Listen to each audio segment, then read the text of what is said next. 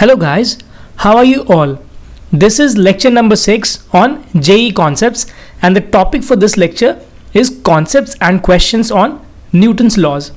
Actually, this is a very basic start on the Newton's law section, in which we're going to basically study about the Newton's first law, second law and third law of motion, and all the related concepts like inertial frame of reference, non-inertial frame of reference, pseudo forces, tension on strings, and all those things. But this video is the beginning, in which we basically study about Newton's first and second law of motion and the inertial and non-inertial frames of reference, and how to do the questions on Newton's first law and second law. The third law we are going to look at in the next video. And in this video, I have also covered some of the basic questions like school level questions to make the concepts crystal clear. So let us begin. First of all, let us study about the inertial and non-inertial frames of reference.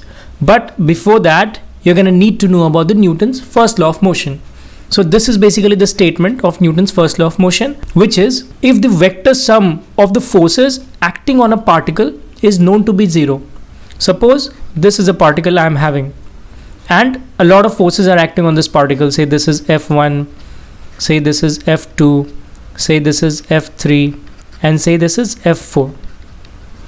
And if the vector sum of these forces, like F1 vector plus of F2 vector plus of F3 vector and plus of F4 vector is equal to 0, then we can be sure that the particle is unaccelerated. We can be sure by this that the acceleration of this particle now is 0, because the vector sum of all the forces acting on this particle now is 0. So the particle is unaccelerated, or the particle is not accelerating. Similarly, we can also say like vice versa. If we know that a particle is unaccelerated, that this particle is having no acceleration in any direction, then we can be sure that the sum of the vector forces like this acting on the particle is 0. So either way you can say. And this is basically the statement of Newton's first law of motion. So this is what Newton's first law of motion's statement. Now coming to the inertial and non-inertial frames of reference, a frame of reference in which Newton's first law is valid. Listen it very carefully. What is Newton's first law of motion? That if the sum of forces acting on the particle is 0, then the particle is unaccelerated. And that kind of frame is called an inertial frame of reference. It means that if I'm saying that this is a frame of reference, then this frame of reference must not be having any net force acting on it so that it is being accelerated. It means that this frame must be having 0 acceleration, which means that the net force acting on this frame of reference is 0, and then only we can say that this is an inertial frame of reference. So the frame of reference which is not accelerating is basically inertial frame of reference, we can say it. And a frame in which Newton's first law is not valid, or you can say that a frame which is accelerating, is called a non-inertial frame of reference. Now the next thing is, like we are considering our Earth as an inertial frame of reference for all the questions that we are gonna solve. So if this is Earth, then we are considering it inertial frame of reference. Okay, but actually when you see it minutely, like when you see the detail of it, then Earth is not actually an inertial frame of reference. It is basically a non-inertial frame of reference because it is actually accelerating. But when you consider it an inertial frame and solving any question by having an observer on Earth, then the inaccuracy in the result is very little, and we can neglect that inaccuracy. And because of that, we are considering Earth as an inertial frame of reference. And that's why this topic is inertial frames other than Earth, because Earth is already considered to be an inertial frame, because the inaccuracy in considering it an inertial frame is very little, and we can neglect that thing. So other than Earth, the inertial frames will be that which is moving uniformly with respect to the Earth, because Earth is an inertial frame. That's why all frames moving uniformly with respect to an inertial frame, here in this case Earth, we are considering Earth as an inertial frame, are themselves inertial. The basic thing is, like suppose I am telling that this is an inertial frame. What is the meaning of inertial frame? That this frame is not accelerating. The net force on this frame is basically 0. So with respect to this frame, if I am seeing this frame, this is another frame. So with respect to this frame, if this frame is either at rest, that is velocity is 0, or it is moving with uniform velocity. Uniform velocity means, see, velocity is basically two things. One is direction, one is speed. Speed and direction. So if the speed is not changing and the direction is also not changing, then we can say the frame is moving at a constant velocity. But if any one of these changes, like if either the magnitude of speed is changing, or you can say speed is changing, or the direction is changing, then we can say that the velocity is varying, like the frame is moving with non-uniform velocity, you can say. So with respect to this inertial frame, if this frame is either at rest or moving with uniform velocity, that is its speed is also not changing and its direction is also not changing, then we can say that this frame is also inertial. Otherwise, you can directly say that with respect to this inertial frame, this frame must also be having zero acceleration, or the net force on this frame is zero. Then we can say that this is also an inertial frame with respect to this inertial frame, in this case Earth or any other inertial frame. So that is the concept here. Now the next thing is second law of motion, Newton's second law of motion actually.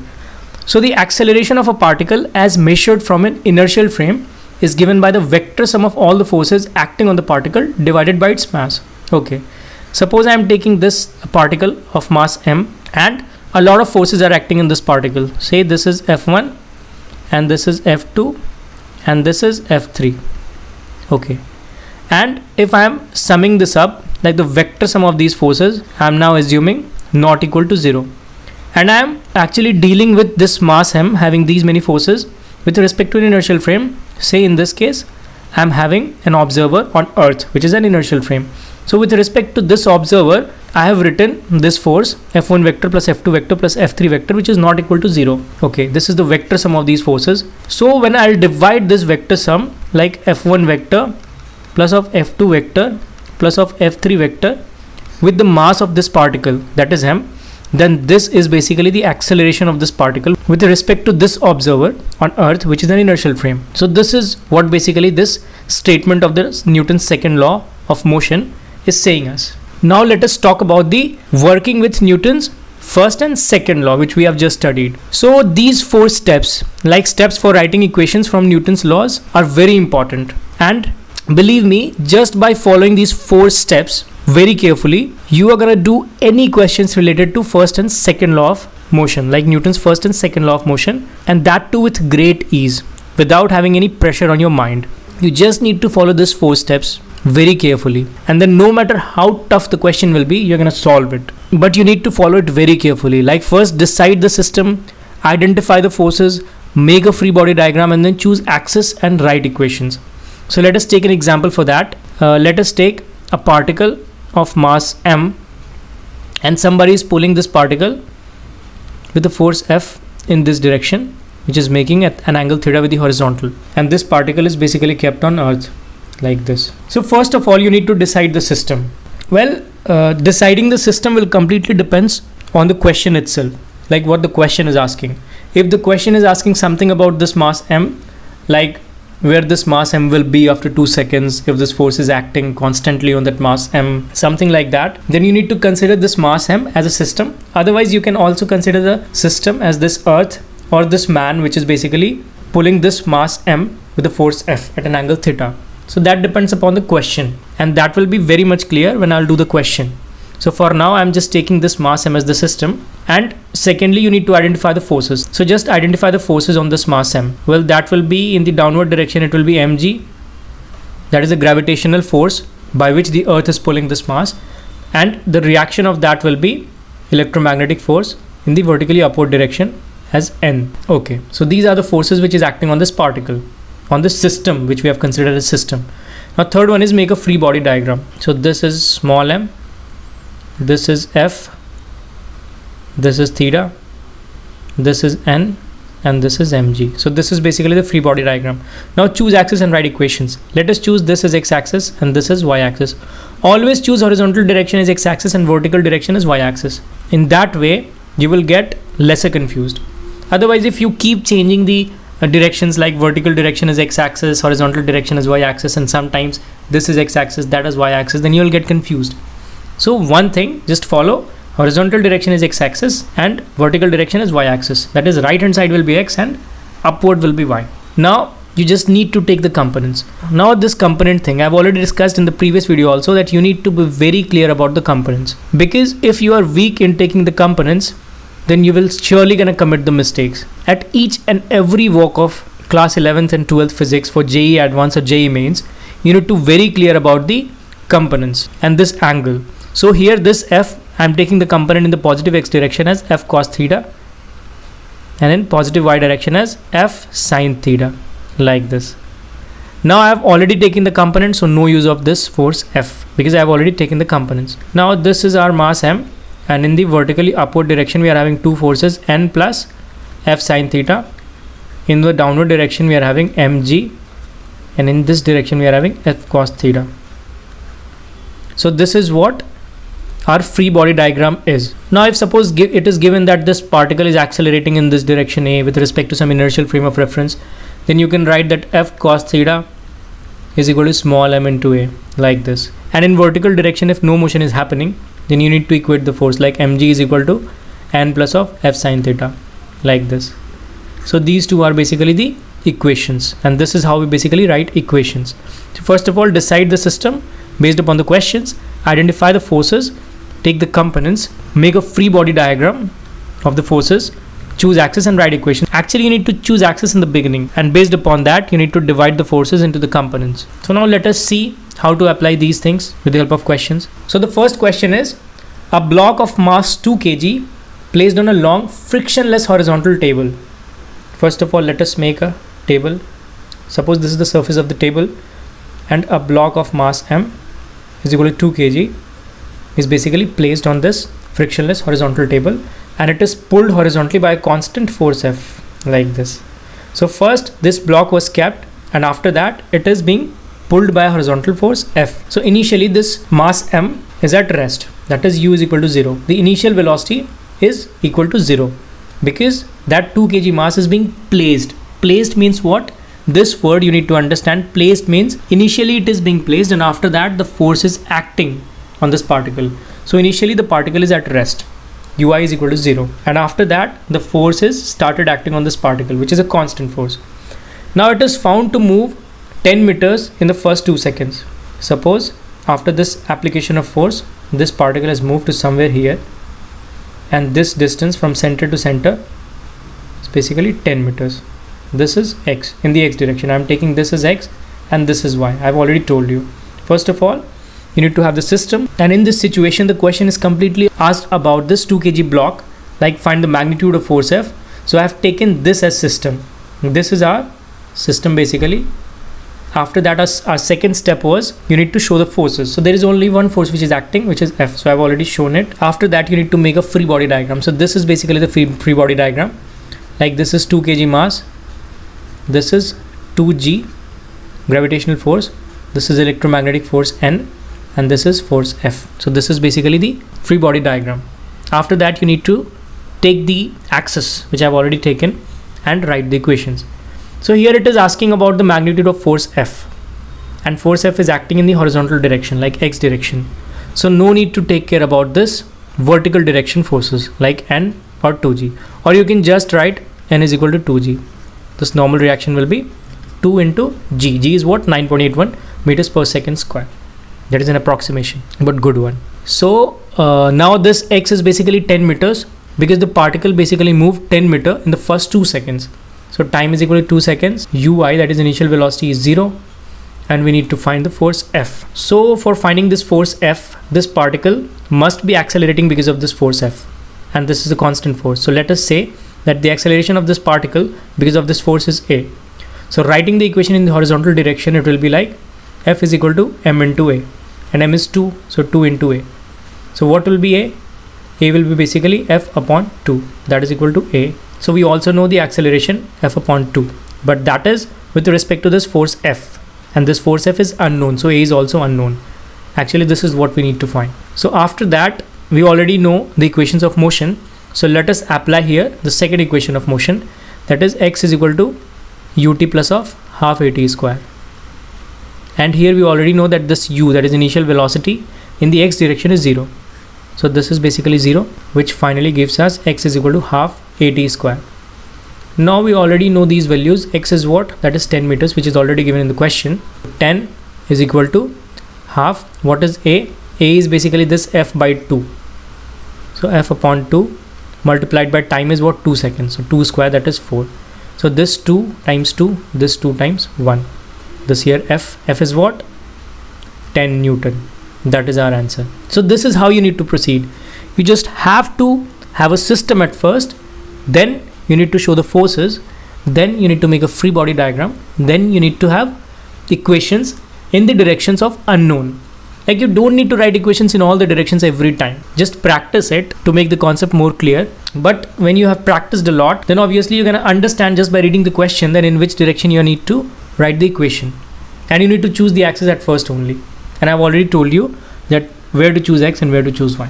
So this is how you need to proceed to any kind of question. Now let us move to the second question, which is a small block is placed on another block A of mass 5 kg and length 20 centimeters. Okay, suppose this is a block of 5 kg mass which is somewhere kept, and another block, say block B, is on block A, and this is what the mass of this block A is basically 5 kg, and this length is basically 20 centimeters, which is given. Initially the block B is near the right end. Actually I've already seen the diagram of this question, that's why I've made it. So initially the block B is nearer to the right end of the block A. A constant horizontal force of 10 Newton is applied to the block A, like here. This is 10 Newton. All the surfaces are assumed frictionless. Find the time elapsed before the block B separates from A. Okay, this question is asking that we need to find the time before the block B separates from block A. So you need to keep in mind that this block B is basically separating from block A. These both are not moving together. And the second thing is that block B is not also flying in the upward direction, so that it will gonna separate from A. So the only thing is, this is x-axis and this is y-axis. So there must be the case in this question that block B is moving relative to block A, and that's why block B is basically separating from block A. Actually it is already given in the question that all the surfaces are assumed frictionless, and that's why this situation is basically happening. If there is a friction between A and B and that friction is sufficient, then A and B can even move together. But let us not go to that much complexity at this level. I'm gonna discuss those questions also in the future videos. But for now, it is given that the surfaces are frictionless. So this B is basically moving relative to this block A. And why this is moving, that I'm gonna discuss. So we have already studied Newton's first law of motion. What is Newton's first law of motion? I have said that if the net force on the body, on the particle is 0, then the particle is non-accelerating. Okay, the another statement of Newton's first law of motion is also this, that if a body is at rest, then it wants to be at rest. If a body is in motion, then it wants to be in motion, unless and until a force F is acting on that body. So the statement is basically same. The first statement and the second statement all are same. What is this? That if a block A is here and it is at rest and no force is acting on this block A, then it will be at rest. And if a block B is moving with a constant velocity, say V, and if it is moving with this constant velocity without having any external force, then this will continue to move in this direction with this constant velocity. So here this body B is basically at rest. After that, this 10 Newton force started acting on this block A, but not on block B. So block B is still without any force. And if the force is not acting on block B, then it wants to be at rest only. This is the law of inertia. It will be at rest. It will not gonna move. The only body which is gonna move is this A, because this 10 Newton force is acting on this A only, not on B. So without having any net external force on this body B, this will be unaccelerated. So this will be at rest only. Only body that is gonna move is A. So our system in this case is gonna be A. Why? Because it is only A which is moving, not B. B will be here only. A is just gonna move in this direction, and because of the movement of A, this B will come here, and then finally it will be separated out of this body A. So B will be here only. It will be just A which is moving. So let us make the forces on A. Only one force, that is 10 Newton in this horizontal direction, that is X direction. No need to write forces in the Y direction because it is of no use. So this is 10 Newton in this direction, and this is basically 20 centimeters, which this body A must move so that this B is gonna separate from body A. So the X, that is this distance that A must move, is basically 20 centimeters or 0.2 meters. And the mass of this is given as 5 kg, and the force is in this direction X. So this force is equal to mass into acceleration, that is 5 into A, that is 2. So A is what? 2 meters per second. So this is actually the free body diagram also. And now is the time to write the equation. So equation will be like x is equal to ut plus of half at square. We need to find the time. And again, initially these all bodies were at rest, because again the word placed. So initially all these bodies were at rest, so u will be 0.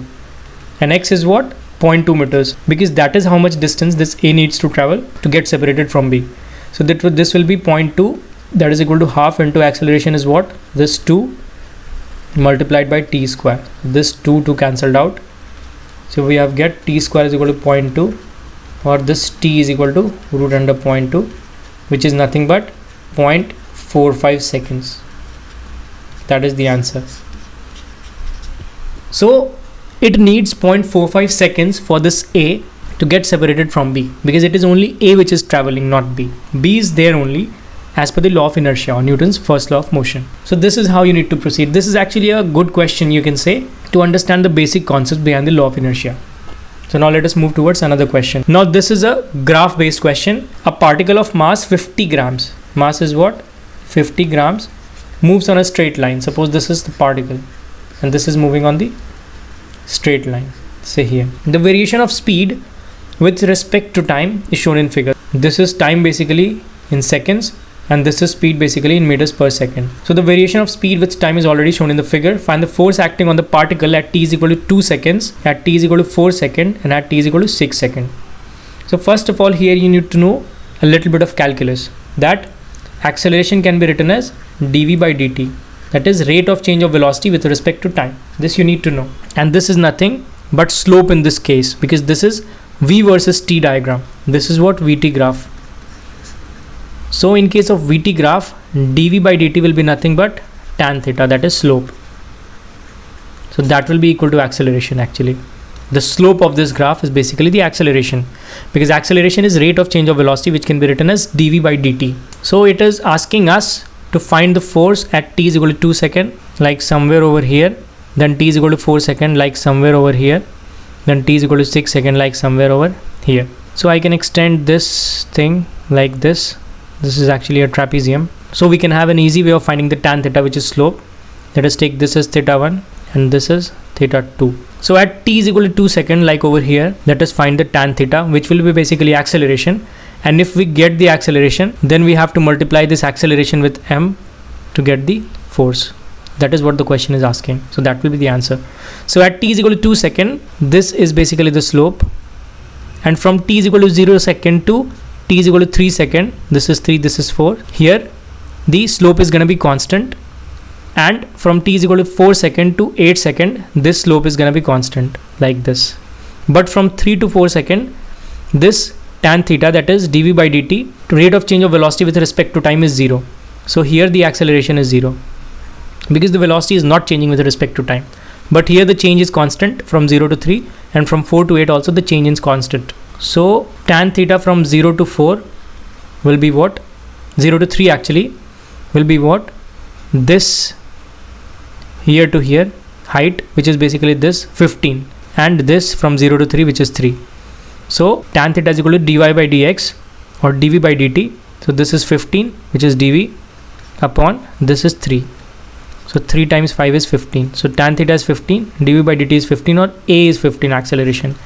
And when I'm going to multiply this 5 with mass, that is acceleration with mass, that is 50 grams, then that will be the force. So this is 50 and this is 20 and this is 4.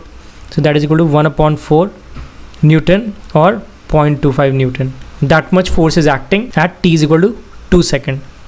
Actually that much force is acting from t is equal to 0 second to t is equal to 3 seconds. The force is going to be constant, because acceleration is going to be constant, because velocity is changing constantly with respect to time. Now from 4 to 8 seconds, that is at 6 seconds, because we have already calculated at t is equal to 4 seconds. At t is equal to 4 seconds, what? The velocity is constant. The velocity is not changing with respect to time, so acceleration is 0, and that's why mass into acceleration is 0, and that's why force is 0. So at t is equal to 4 seconds, the force is 0. But at t is equal to 6 seconds, tan theta 2, actually this was theta 1, tan theta 2 is what? Now this theta 2, see, you need to take the theta 2 in the positive direction. This I have taken in the negative direction. You need to have actually this theta. So when you are having this theta, then it is basically negative. The slope is negative. Actually, it is the obtuse angle. So this tan theta 2 is equal to what? Again, this is 15 and this is what? 5 actually. This is 5. So 8 minus 5 is again 3. So this is again 3, like 15 upon 3. That is equal to nothing but 5. 3 times 5 is 15. And again 5 multiplied by m, which is 50 grams. That is nothing but 0.25 Newton. But this 0.25 Newton is now negative. Why? Because the slope is negative. This is actually this slope. This is negative. Or otherwise you can say that from t is equal to 5 second to t is equal to 8 second, the magnitude of force is same. That is 0.25 Newton. But the direction is reversed. Like now the particle is decelerating from t is equal to 5 second to t is equal to 8 second. And because of that deceleration, this particle finally comes at rest at t is equal to 8 second. You can see over here the velocity is 0 at t is equal to 8 second. So at t is equal to 8 second, the particle is at rest. Why?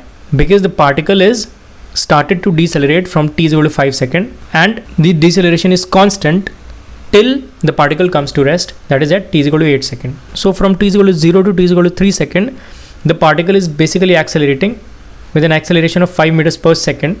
After that, the particle moves with a constant velocity of 15 meters per second. After that, the particle started to decelerate from t is equal to 5 second to t is equal to 8 second with a deceleration of 5 meters per second, because of which it comes to rest at t is equal to 8 second. So this is the whole picture behind this question. So this is all for this video, guys. And in the next video, as I've already told, I will discuss the Newton's third law and the questions related to it. So till then, thank you.